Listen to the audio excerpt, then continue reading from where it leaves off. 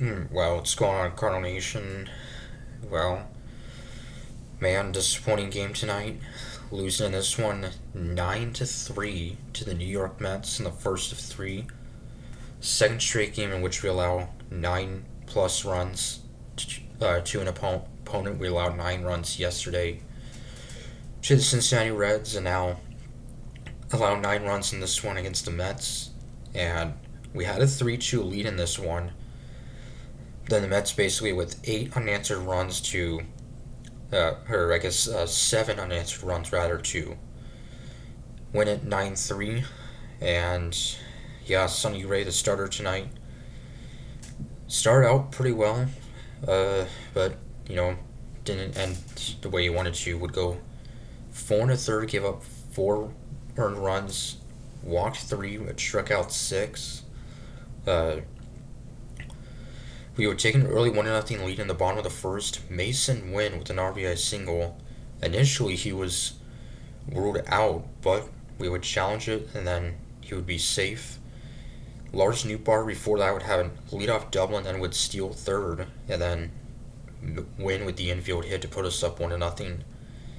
Then the top of the second, Brandon Nimmo with a leadoff walk and then back-to-back singles and then an RBI ground out by Jeff McNeil to tie it up 1-1, and that next batter, Francisco Alvarez with an RBI ground out to make it 2-1 Mets. And then back-to-back walks, so 3 walks the inning to load the bases, but Gray would then strike out Juan Soto looking, which is kind of rare for him. So that would keep it a 2-1 Mets lead. Then in the bottom of the third, we would tie it up 2-2 as Victor Scott would score on a throwing error by Mets catcher Francisco Alvarez.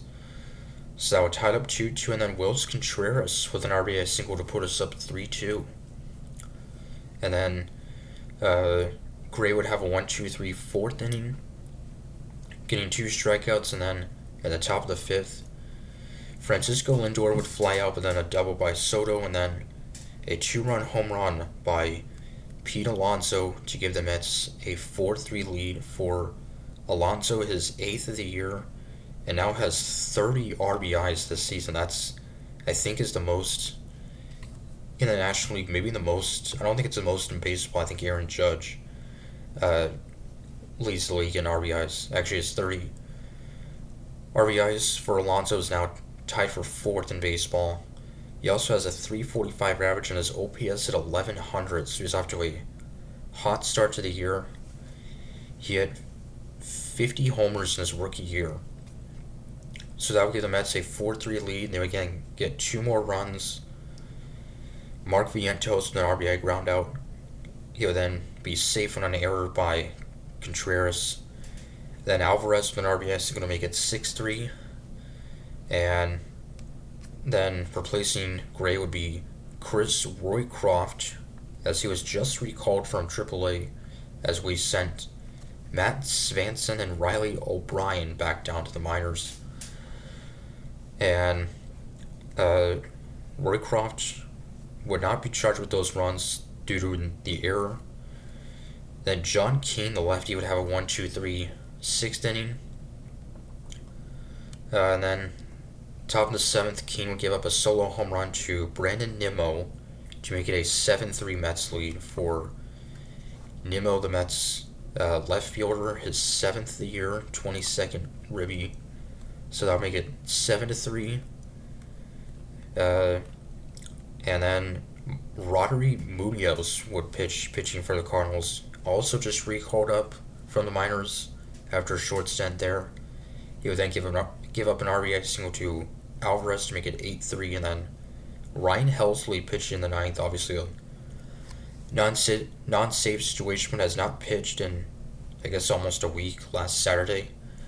He would then give up a sac fly to Luis Angel Acuna to make it 9-3. So, yeah, rough game. The Mets had 17 hits in this one as they pick up their 22nd win.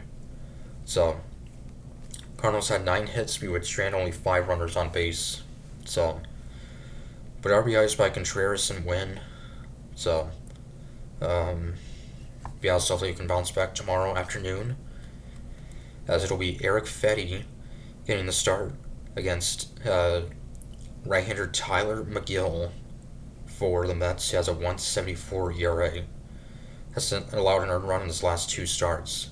So, um, yeah, so hopefully he can bounce back and finally get a win against the Mets.